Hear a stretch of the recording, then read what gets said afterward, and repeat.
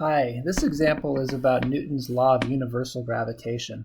There's a couple different questions here. We'll focus on part A and B here to begin, and then we'll go back and look at part C. So focusing on parts A and B, calculate the weight of a 1,200 kilogram spacecraft on the surface of A, the Earth, and B, the Moon. Weight is the magnitude of the gravitational force. We remember that the gravitational force magnitude Fg. And of course, if we want to remember gravitational force, if you're near the surface of the Earth, we've been using Fg equals m times g. And so for part A, we can go ahead and use that. Let's go ahead and do it. Now the mass of the satellite, 1,200 kilograms, and gravitational acceleration, 9.8 meters per second squared. And this is simple to go ahead and calculate. We end up with 11,760 newtons, and that is the weight of the satellite on Earth. Let's look at part B here. What is the weight of the spacecraft on the surface of the Moon? What are we going to do there? Well, if we go back to the list of common forces, you see gravity also has a separate formula for the magnitude. And that is the one you need to use any other time when something's not on the surface of the Earth. So let's go ahead and write that one down there. That's Newton's universal law of gravity. So I've written down the general form there. Now the capital G is just a constant that we can look up. And in this problem, we really kind of want to think of these two masses as being, in one case, it's going to be the mass of the satellite. And in the other case, it's going to be the mass of the Moon itself. I'm going to use a big M just because the Moon's kind of a big thing. And then divided by r squared. And how do we visualize this? Well, if you think about the Moon, right, it might look something like this. And then the satellite's going to be, some ship here that's docked on the Moon or something, right? How do we calculate r here? Turns out that if you have an object that is a symmetric object, a nice sphere, and that the matter is distributed symmetrically, Newton found that you can treat the whole object, the Moon, as if it's just all of its mass is concentrated at the center.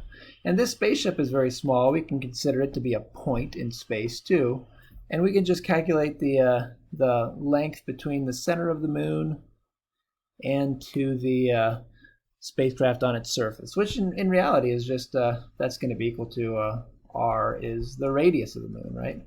In fact, the ability to treat the gravitational law for an extended object as if it's all concentrated at the center, if it's spherically symmetric, that was actually one of the first calculus problems ever solved, and Newton did that trying to understand how to use this formula for gravity. That's kind of interesting. So what we need to do is go ahead and look up the values for the radius of the Moon and the mass of the Moon, and then we can go ahead and calculate the force of gravity, i.e. the weight of the spacecraft on the Moon. So let's, if you need to look up values that are astronomical, you can always go to Wiley Plus modules.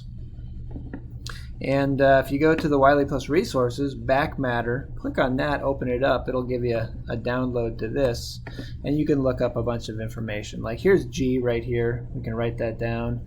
Here's, if we go, let's see, if we go down a little bit, useful physical data, Earth, Moon, radius of the Moon, there we go. So let's go ahead and take note of those data values and we'll just write them down.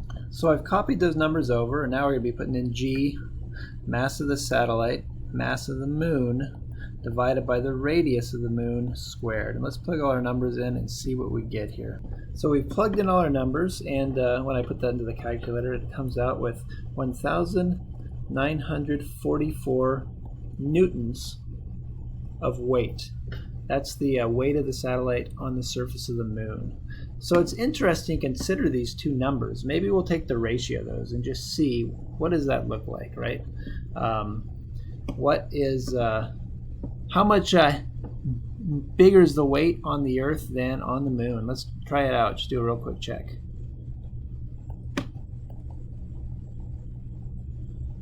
What's that equal to?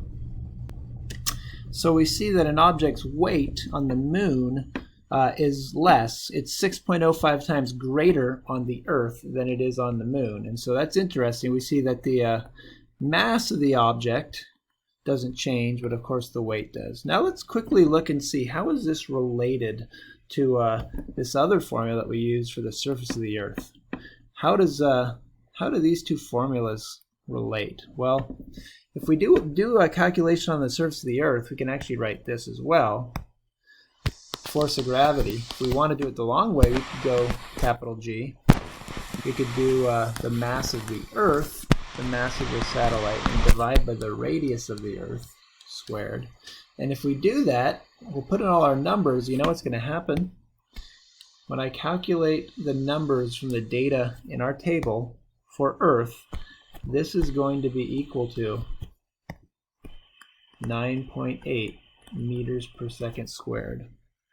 And so that's why we can always just, if we're always on the surface of the Earth, right, the mass of the Earth, the radius of the Earth doesn't change, and it's convenient to lump those things together and just call them G. Now, if we were to do this for the Moon, for example, we would be looking at this data. That would be G for the Moon in the sense that this is G for the Earth. And let's compute that and see what we get. Putting that into the calculator, we come out with 1.62 meters per second squared. So if we wanted to find out a formula, a simple formula for anything, the weight of any object on the Moon, we could just do it like this. And of course, if we go ahead and take the ratio of these two, G Earth to G Moon, we're going to end up with this ratio. So that is the reason for using the shortcut mg on Earth and how it's related to Newton's universal law of gravity. Instead of doing part C that we saw earlier in this video, I'm going to go ahead and make a new video focused just on part C.